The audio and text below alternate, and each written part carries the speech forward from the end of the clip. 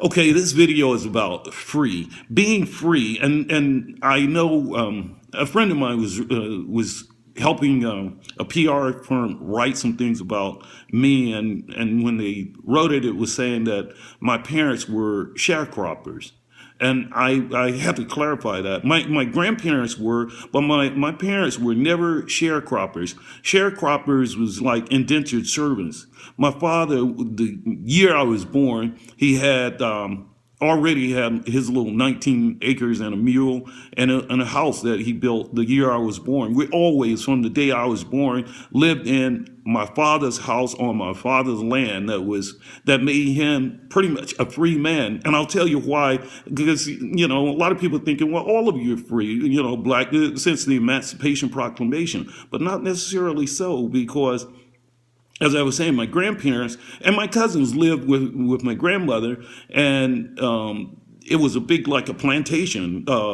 And they had the big house and the store next to the big house where they would go in the evening. People would, there'd be whites and black come in there to get things at the little store next to the big house. I'm telling you, I grew up in this area in North Carolina, the tobacco belt. We grew tobacco and worked in tobacco every year. It was the biggest. That's where the cigarette tobacco came from, Eastern North Carolina. That's why you have Winston-Salem, and different places like in Kinston, where they had all of the tobacco warehouses. During the spring, they would plant they would sow the seeds, and then the seedlings would be replanted late spring. In summertime, the tobacco would be up, and we would go out, and we call it putting in tobacco or cropping tobacco, putting it in the barn, curing it. And then around the time at the end of the summer, when school would start back, that would be the time when they would start taking the tobacco to market.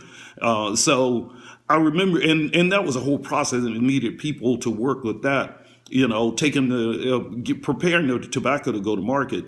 And my cousins and some of my friends lived on the Bryant farm. And I remember once, my father and my brothers and some of my friends were near the store, near the big house, and Mr. Rob. We all, my father was boy, but the guy that was Mr. Rob, who owned the big house, he and my father grew up. My father grew up on their farm, and they were around the same age. But Mr. Rob told my father, Dave, he said, Dave, I need the boys to stay out of school this week and help me sheet tobacco, getting it ready for the market. And I was so happy because my friends Bobby and Billy and Ronnie and Ed and so forth, all of them, I knew they were going to be there. I wanted to do that. And Dave made a move that really surprised me. I remember it to the day. I was probably about 14 years old, but he turned to Mr. Rob and he said, "No, Mr. Rob, my boys got to go to school, but I can come and help you." And he said, "Boys, get in the truck." And Rob couldn't say anything because Dave did not live on the Bryant farm anymore. Dave had his own land. He was independent. He was free. It was only, 19 acres and a mule, but it made him free. He was independent man. And Dave had no more than a second grade education. I don't know how you drop out of school in the second grade, but he lived so far remote out in the country. Dad had passed when he was young.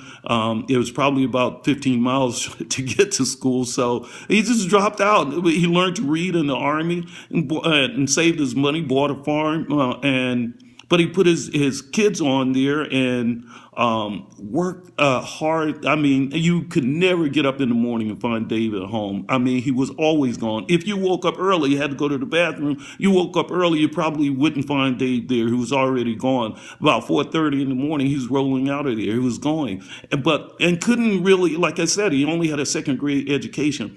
But the one thing we knew, he demanded that we all graduate high school or he would pure kill you. Nobody, I had one brother that didn't finish high school. That was after Dave had a stroke and could no longer run after him or beat him. So he dropped out of school. But everybody else graduated high school, and almost everybody went on to college and so forth. So it was just that he wanted us to be free, and he living and having your own land and having an education made you free black man at that time. And I mean, this is stuff that I look at, and all of it is just grace and mercy. I thank God for everything, and I know it wasn't just my father, but it's my father as well. You know, it's that is it. It's always grace and mercy that gets you, but you have to look at it and say, man, what a blessing from above to have somebody like that. And he put me in a position,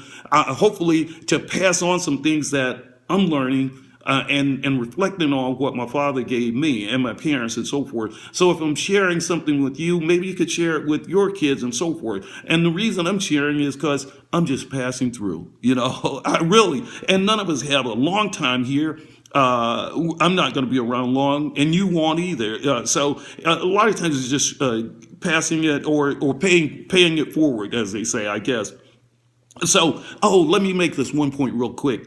I was thinking about this as I see things happen, omissions and exaggerations and so forth, and the way that the prosecutors can work this thing. So, if they take you and your friend, and they lay all of these charges on you, and then they say you are not to communicate. You two can't talk anymore. They take him in a room, and you guys are partners in a business, and they wouldn't even have to lie. Here's the way it worked. So you got paid $50,000. What if I were to tell you that your friend that you trust so much got paid $150,000? You see, they didn't say that he actually got paid. What if I were to tell you that your friend got paid $150,000? Now that's a seed of doubt. What if I were to tell you, you know, this or that? What if he's throwing you under the bus while he's next door and you're thinking that this is your partner that you trust so much and you're about to get some years in prison? He's sitting over there trying to go free, throwing you under the bus. Now, it doesn't mean that that's what's happening. But what if I were to tell you that this is what's going on? And you're not able to call and verify that this is actually what happened or that you're saying this because you're not allowed by law at this time to even communicate with that person. So I'm doubting that. And what if I were to tell you that you might be doing 20 years and him walking scot-free? Do you love your friend that much that you would do that? Or are you willing to at least answer these questions yes or no? Because almost anything you ask, there's a qualifier. You know, yes, but I didn't ask you to qualify. I only asked you yes or no. And therefore, the jury is listening, and your answer was yes. But of course, everything has some qualifiers to it. You're not allowed to do that. This is interesting, folks. I'm telling you, you got to watch, and people can take your best friend, even your brother or sister, and if they can structure it in that way, but you got to have somebody. That's why I'm saying you got to have one of the best attorneys that money can buy when they're putting them the situation like this, or else you're going up the creek. Anyway, we'll talk more later. Thank you.